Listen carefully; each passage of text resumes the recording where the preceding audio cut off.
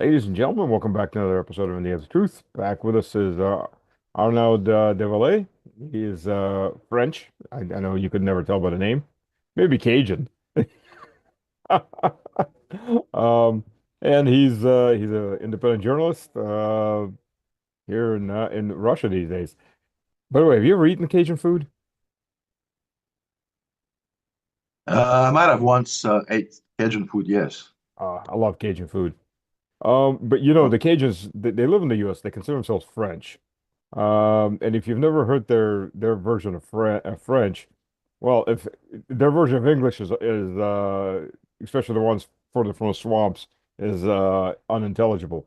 And I've talked to a few French guys that I knew who were coming in and out from the oil fields because there's a lot of oil work in Louisiana.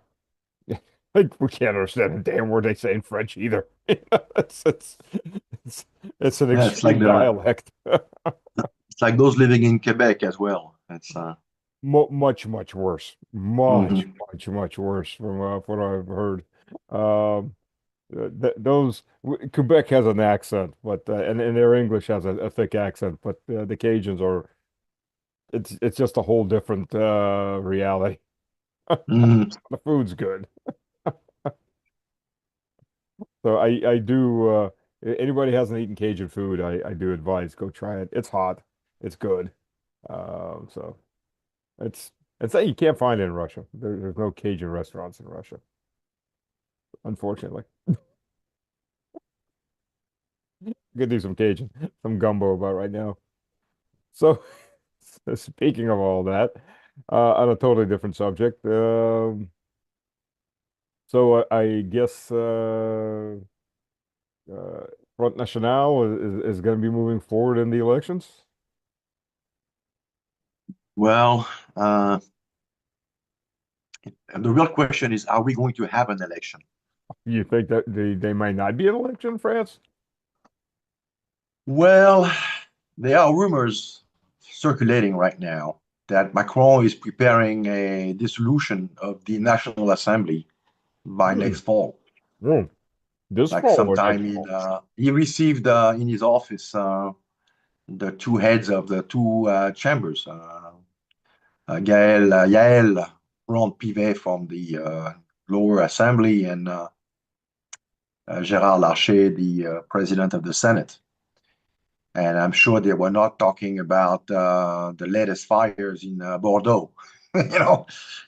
So Macron is preparing something, some kind of final hoorah, but that final hoorah might actually completely reshuffle the deck. And the end game of all this might just be the invocation of Article 16 of the Constitution, i.e., emergency powers. So we're looking at a Zelensky scenario here. Hmm. Yeah. How long can he stay in power under Article 16? Article 16 indefinitely, as Hmm. long as the predicate emergency remains in place, and it's a very expansive and vague uh, concept. So it's very elastic. Yeah, it's he basically calls the shots. I mean, he can just maintain himself.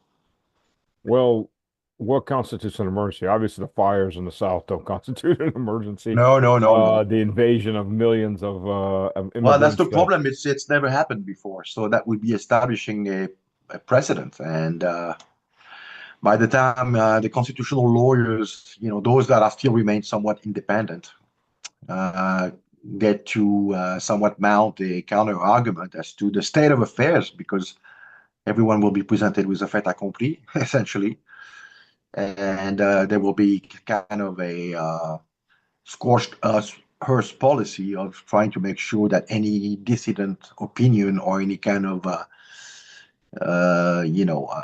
asymmetrical sound bites is nipped in the butt, in the bud, as it were. oh, he might have like it in So the, okay, okay, I'm not going to go yeah, down that we're road. we're in complete uncharted territory here, but we're dealing with a Some people like to liken him to Caligula or Neron. He's I guess there are elements of those two figures in it, but it's something else, something quite disturbing. And Yeah. you know, I don't think the agenda in those far as the next step, which would be for him to become the president of a federal superstate in Europe, is quite in place yet. So he has to maintain himself until then by any means necessary. Because short of that, he's facing a lot of judicial procedures. There are a lot of scandals. I mean, in the last 9 years alone. I mean, let's look at the ongoing fires in Bordeaux now. The préfet is from the prefecture, they're like kind of the Republican regime honor guard in every region of France, and they are selected alongside ideological contours. And they're all in with this idea that we've got to take away from the French people all of their belongings. And we need to pursue, this policy of implementing solar panels. And Hmm. so a lot of people are starting realizing now, because she slipped, the prefect, she slipped and Hmm. she said that people would need to seek a construction permit before they can rebuild. And those permits, something tells me they're not going to be handed out. Yeah. Or And cheap. there's a lot of, this has been going on for quite some time, that the particular zone that's being affected right now by those raging fires is slated to be turned into a solar panel park, essentially. So a lot of behind the scene, ongoings, which is starting to now seep into the consciousness of the entire region. Again, today, the vice president of the Duma was interviewed by the dialogue, the Franco-Russian dialogue, Hmm. hosted by Irina Dubois and what's his name, Tolstoy. In fact, said, Hmm. we have the capacity to help France if they were only to ask us. We have those huge, I forgot the name of those planes, but Oh, they the just Antonov. basically, Yeah. yeah, it's like a two-syllable, not Hmm. Antonov, but but they have large capacity. They can just refuel directly into lakes. They don't need to be taking off airports. They can just open the cargo bay and just fill the water from lakes, from rivers, from estuaries, and do a lot of rounds, whereas now they're limited to a couple of runarounds, and they need Hmm. to be, they have to go back to the to an airport per se. And out of the 12 Canadair that are on the papers, only three of them are circulating. So it looks like it's wholly inadequate. And at the same time, there are instructions being given to volunteers not to participate in putting the fire out and assisting the firemen, and they are Hmm. exhausted. So yeah, it's one more instances of, some would say, incompetence. I think it's more sinister than that. The guy is on a demolition agenda. That's his job. He was placed there. I didn't say elected. He was placed. Oh, yeah. Absolutely. Not once For the but big banks. twice, to basically, savage the what's left of the industrial base, sell it out to the US for peanuts. And yeah, it's a complete demolition enterprise.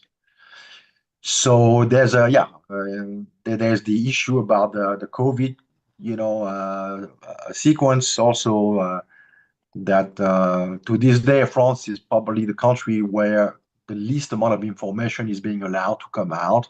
Whereas in the States, I mean, you've got investigations, you've got hearings. As we speak now, Fauci, sure enough, I mean, he's being used as a sacrificial lamb. A lot of many more people are involved in this scandal, but at least things are moving. In Germany, in Japan, same thing. A lot of press conferences from experts. Data are being released. Mortality rates are being highlighted. But in France, and not unlike the Epstein uh, story, the Epstein scandal, which in France is probably deeper yet, if we can believe it, than it is in the US. It's the complete omerta. No one is talking about anything. And last week alone, for the umpteenth time, another key witness was found dead in his kitchen. His lawyer a week earlier basically had said the guy was, in great shape, and he was really willing to be auditioned by the judge. Hmm. And next thing you know, he's gone. So that's, we have Epstein to the extent he's really dead. We've had Jean-Luc Brunel, the head of the talent agency, who was basically a go-getter type of guy for Epstein and Ghislaine Maxwell. And last week, a few days ago, it was this guy, another guy also as well, who was, so it's a lot of, there's a lot of files, a lot of question marks, and a lot of people want answers, and they want them like yesterday. Oh yeah, So I absolutely. don't think I don't think Macron, is looking forward to such a situation to find himself in. He's gotten used to run shit, excuse my French, and to basically manipulate and place. He's placed a lot of his key people, key allies in key positions, so that he can somehow secure like constitutional green lights on some of his actions, and everyone is on the take. So it's all completely delving into a situation where they all are in on it, quote unquote. There's no Yep. reason for anyone to not play ball. And so yeah, so this is where we're at now, and it's noteworthy to say that usually 1 year prior to a presidential election, the dates are rendered public Oh, for okay. the first round and the runoff. And this time around, it should have been taking place in April. There's been no announcement. So that's been also raising a few Mhm. eyebrows as to why he hasn't been doing this. This is part of his prerogatives as the head of state. It's part of the Republican, not Republican in the sense of Republican Party in the US, Republican in the sense of the regime, Right. The that Republicans. regime that Right. was put in place in 1789. Yeah, it's La République, with all of the connotations that come with it. So that's a tradition. That's a Republican tradition to 1 year prior to the election announce the dates, and he hasn't done so. Well, And at the same time, we learned today, I just Mhm. came off the teleprompter, that the former head of RT France, Xenia Fedorova, is now being targeted with an expulsion decree. And so lawyers are mounting a defense, trying to stay the stay of execution. But she's like considered like a fly in the ointment. I mean, you can have a lot of Ukrainian harpies going on an LCE on BFM TV and basically literally harass, if not verbally aggress, the newscaster, or the guests or the experts, to the extent they deviate from the agreed upon line. But having one person, Fedorova, lay down the facts, that's one person too many for them. So that's another indication that the regime is really tightening up right now. They are backed against the wall. Situation is not going well in Ukraine. I'm sure you've had the chance to Oh, discuss yeah, this yeah. with other guests. We are heading for the final stretch. We'll see what happens after the Duma election in September. But we're ready to wrap this up in Russia. And what I mean wrapping it up is, try to make sure that this whole thing is over and done by year's end. So this is Yeah. a state of affairs right now, and they're still short. They're short. We're only in 2026. They need time to get all those infrastructure built to ensure a rapid expansion or deployment of gears and personnel when, if and when they decide to frontally confront Russian Federation. So it takes time, and there's still a few loose hands. They're trying to get, obviously, Moldova and Ukraine into the EU. The latest NATO summit highlighted a permanent and permanent financial mechanism, so they don't need to, adopt packages, ad hoc packages here and there. So everything is somewhat being prepared in the background, but as any of the puppets running the show in Europe these days, they need to maintain appearances. They need to somewhat, yes, gain time until everything is ready to go. And so, with this election coming, and people are just tired of him, they're just Mhm. exhausted. There's a lot of anger, if not outright hatred, right now. It's I've never seen that before for any other prior president. The guy is just his mere sight, uh, engenders a lot of almost epidemic reaction. I mean, this is where we at now. So yeah, he might try to pull Zelensky, so dissolve the assembly. That will create again a succession of nomination for the prime ministership, Mhm. which will be rejected. And on the basis of this institutional deadlock, he will then invoke Article 16. Well, This is well, what it looks like. let me ask you this. I mean, France has a history of things like that happening. Napoleon III came to power after being a member of the Senate. Wiggled one, wiggled the other, became emperor. Um, what's the chance that the military, the police, and the people are going to accept this at the courts? Absolutely nil. Because at the highest level of the hierarchy, they're all co-opted. They have Mhm. all been selected into the lodge, so they're all lodgers. And no, none of them have any combat experience. They are just in it for their career, by and large. So that's been since attempted coup against de Gaulle uh, in during the Algerian War, but Hmm. also in '61, attempt on That his was, by the life. way, assisted by the CIA. Yeah, yes, Yeah. it was.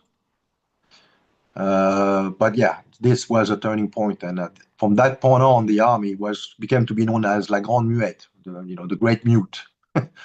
So there were a lot of major purges, and since that day on, at the highest level, at the Joint Chief of Staff and all, they're all and those that might be perceived as somewhat the monarchist or traditional Catholics, referring in that sense to one of the brothers of a former presidential candidate, Philippe de Villiers. Hmm. His brother was Joint Chief of Staff, and as soon as owing to differences with Macron on the size of the military in 2017, July 2017, he basically left. But I wonder if that was not more like somewhat of a staged exit, because he ended up going to work for the Boston Group, of all places. So all those guys are being recycled either within NATO bureaucracy or in U.S. Companies that are by and large connected to the either the national security state or the military industrial complex. And there's not, no head is somewhat sticking out here. Do you think there's going to be a revolt by the people? Or people No, just I going to don't swallow see having it Emperor because Macron? it's been such a slugging fight, the last 50 years as far as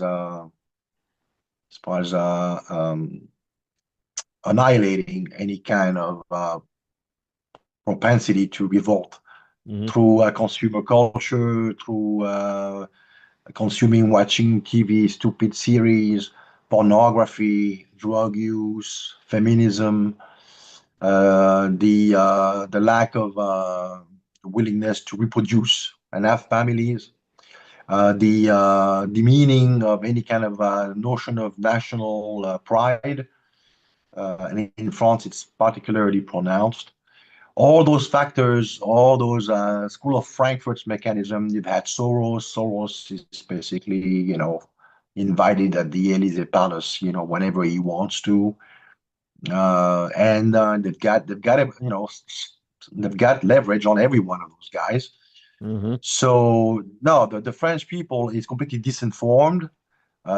If there was at some point a willingness to rise, it was during the Yellow Vest movement, and the Yellow Hmm. Vest movement was ruthlessly uh, uh, opposed. I mean, Right, right. victims of a major crackdown, which we haven't seen when the those riffraff gangs go out on a rampage and break stores and loot stores. Hmm. The police never remotely shows the same zeal Right. that we see when it comes down to people who don't, they're not looking for a handout. They just want taxes to be lowered so they can feed their family. And a lot of them are National Rally voters by and large. I mean, because geographically they are located outside the big urban center, so Hmm. they need their vehicle to go to and for work. And even that was considered too much. And so they sent the heavy artillery. I mean, they chopped off hands, they gouged eyes. Yeah. I've Uh, seen some of the yeah, pictures yeah, of shot through hands and arms by yes, yes, yes. the rubber bullets. They're not rubber. I mean, for people who don't understand that. So that was it. If there was, a window, that should have been it right there. But to Hmm. the extent it failed, owing to a lack of cadres, no one has any appetite to, for those kind of things anymore. Hmm. And the lockdown also played a big role. Really took the wind out of a lot of things. And ever since the start of the decade, to be honest, it's almost like a constant humiliation ritual. You know, Yeah. uh, yeah, yeah. No, it's just like so we're facing. We're dealing with French people, and the French people. What is the French people today? Well, owing to mass immigration, last 45, 50 years, phenomenon that's ongoing as I speak. I mean, what's the French people these days? You have at least three French people living on the same territory, you know, Well, kind and of everything French. is done on a daily French basis to light. maintain division and basically oppose them. So to each other in an horizontal Hmm. um, handling of any kind of potential revolt. So Yeah. yeah, no, it's a diabolical situation, unfortunately, but it is what it is. So Well, we may, at this point, I think it's more like an Hegelian approach of, looking at France, but as only a spot in a larger map of what's going on right now. And we'll just have to basically hold, hold on for dear life and try to preserve what can be preserved and wait for, for the final outcome, which again is the future of France, paradoxically, is being decided in the Persian Gulf and in the plains of Ukraine. yeah. Yeah. You know? Absolutely. I agree with you. Absolutely.